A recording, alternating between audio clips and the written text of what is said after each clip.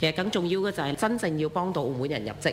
針對唔同嘅年齡層，年青人也好，中高齡、殘疾人士要有針對性嘅服務，呢個係希望未來嘅方向。除咗而家3大工種唔可以輸入外勞之外，其他嘅一啲工種，尤其大型企業做到有責任優先聘用本地人，落實調控外僱嘅機制。如果有本地人入職嘅時候，外僱要有退場。再嚟一個呢，即係中高層管理層聘用本地人嘅比例啦，都應該有個培養本地人才嘅目標同指標。關鍵仍然係有個機制，點樣能夠推動博企、大企、中高層本地化，同埋要去優先聘用本地人。呢個唔係話從一個説話去講出嚟，係需要有個制度、有個政策去落實呢件事。因為其實現時唔少企業真係頭先所講嘅，你冇經驗我就唔請。假招工你係好難去定性嘅。佢到時佢話你職業唔符合我標準，佢一句説話就可以唔請你嘅。咁所以我哋更加就要推動到呢啲大企、博企嘅聘係需要透過一個制度嘅。咁所以都希望呢方面能夠有一個政策。今年政府會推出一個係綜合嘅職業培訓平台啦。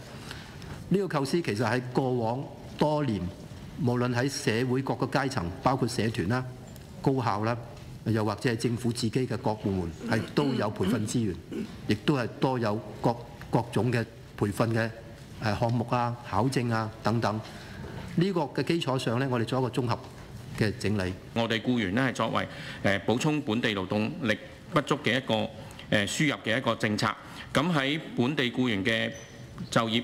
我哋必須要係一個優先同埋有一個持續嘅，咁同埋呢，我哋都會因應呢市場上一個變化呢，去動態咁去檢視外地僱員嘅引入，亦希望係能夠做到呢平衡澳門嘅一個勞動市場嘅一個發展需要。如果我哋發現呢啲企業呢係真係存在住即係一啲假招工啊或者假招聘呢啲情況或者其他嘅違規情況呢，我哋都會依法呢去啟動我哋嘅一啲行政程序呢作為處理。如果呢啲公司係有獲批外地僱員嘅話呢，我哋亦都會可能會令到佢所有嘅外地僱員會被廢止啦，或者部分被廢止。對於呢啲違法嘅行為呢，我哋亦都係絕不姑息嘅。